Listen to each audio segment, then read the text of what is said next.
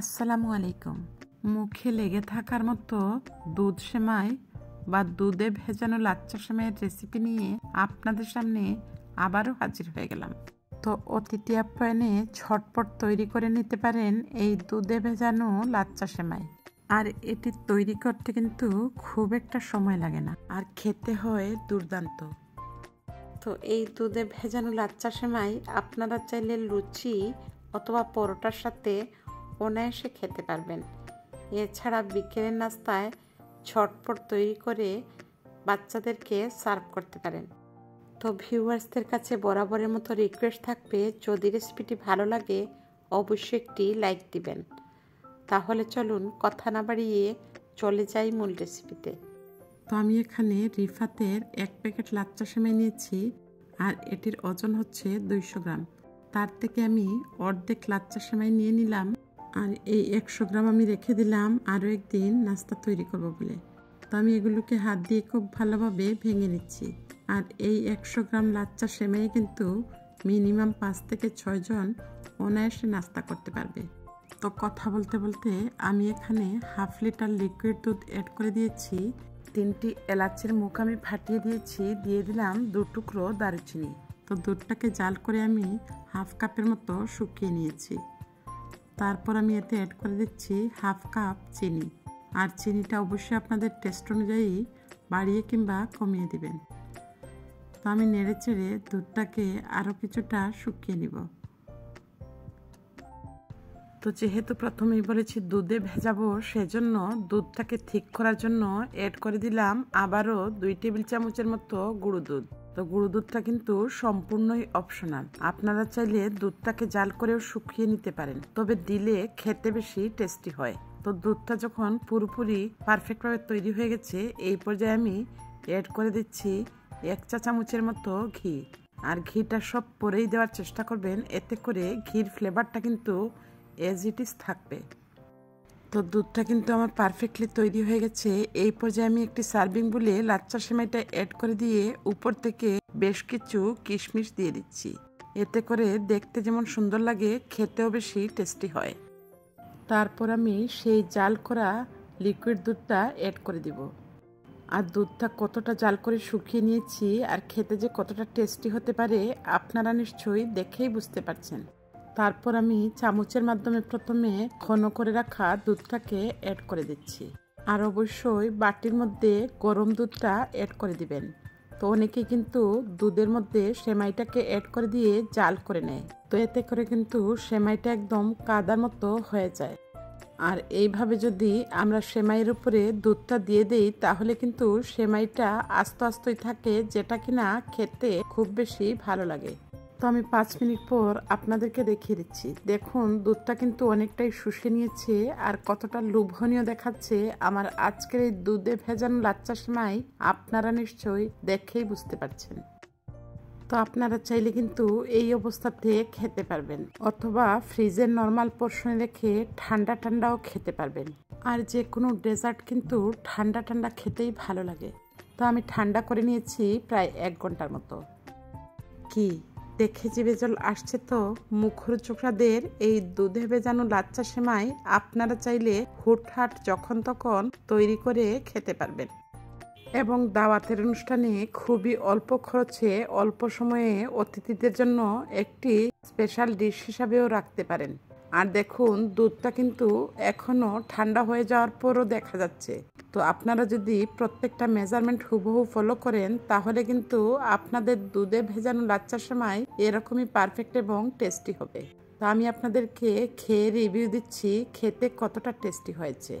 Believe me, ঘন দুধ এবং ঘিয়ের একটি ফ্লেভারে কিন্তু এই সেমাইটা কতটা মুখরোচক হয়েছে আপনারা তৈরি না করলে কিন্তু বুঝতে পারবেন না। তো আশা করছি বরাবরের মতো আমার আজকের এই দুধে ভেজানো লাচ্চা সেমাই রেসিপিটি আপনাদের খুব ভালো লেগেছে। রেসিপিটি যদি ভালো লাগে ছেড়ে যাওয়ার আগে অবশ্যই লাইক দিবেন, এবং খুব বেশি ভালো লাগলে ফ্রেন্ডস এবং ফ্যামিলির সাথে শেয়ার করে অন্যদেরকে দেখার সুযোগ করে দিতে পারেন।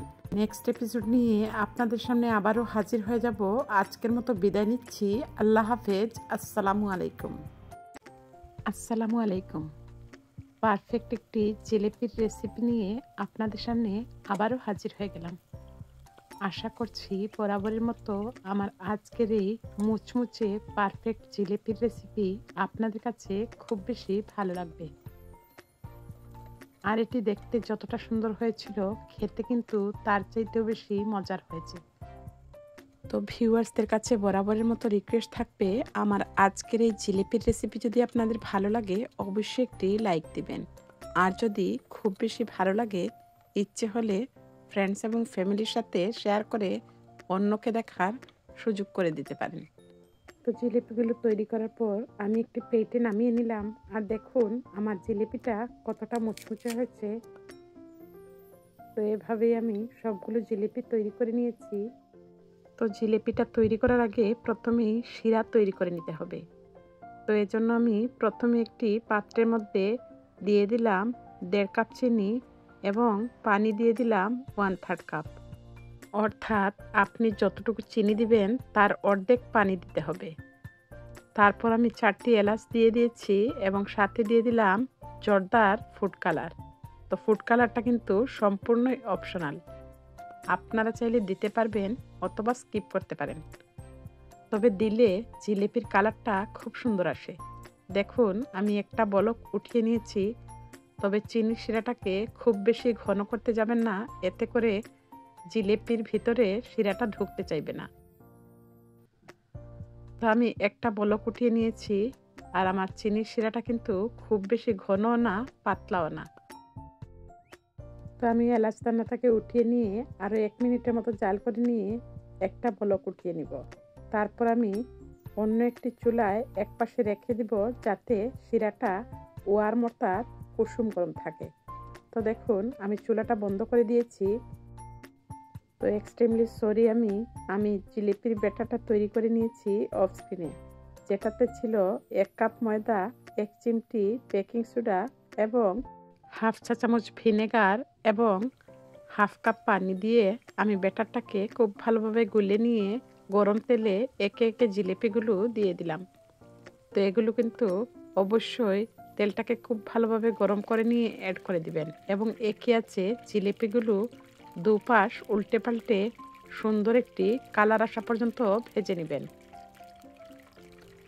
বেশি আছে ভাজতে যাবেন না, এতে করে উপরটা হয়ে যাবে এবং ভেতরটা কিন্তু নরম থাকবে। তো দেখুন সুন্দর একটা কালার আসার পর আমি কুসুম গরম শিরার মধ্যে একে একে জিলিপিগুলো অ্যাড করে দিচ্ছি। তারপর আমি শিরাতে খুব ভালোভাবে চুবিয়ে নিচ্ছি। তো উল্টে পাল্টে 1 মিনিটের মতো জিলিপিগুলোকে শিরার মধ্যে ডুবিয়ে খুব ভালোভাবে রসটাকে শুষানোর চেষ্টা করবেন।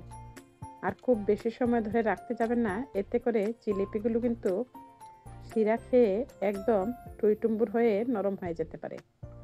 তো দেখুন আমার জিলিপিগুলো 1 মিনিটের মতো উল্টে পাল্টে ভেজে নিয়েছি এবং একে একে উঠিয়ে একটি প্লেটের মধ্যে উঠিয়ে নিয়েছি। বাকি জিলিপিগুলো একইভাবে আমি রসে ডুবিয়ে নিয়ে উঠিয়ে নিব। তারপর আমি আপনাদের সাথে শেয়ার করে নিব আমার জিলাপির ফাইনাল লুকটা। দেখুন সবগুলো জিলিপি আমি একটি প্লেটে একে একে উঠিয়ে নিয়ে সার্ভিং প্লেটে সার্ভ করে নিয়েছি। আর দেখুন জিলাপিটা রস খেয়ে কতটা পারফেক্টভাবে তৈরি হয়ে গেল।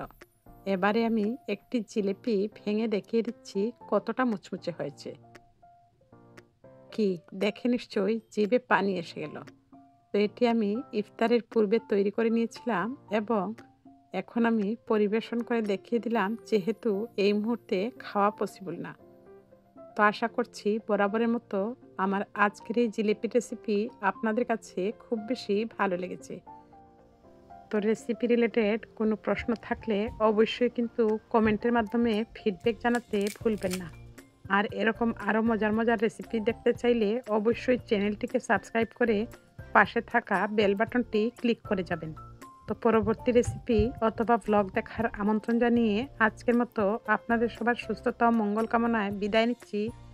সবাই ভালো থাকবেন, সুস্থ থাকবেন। আল্লাহ হাফেজ। আসসালামু আলাইকুম।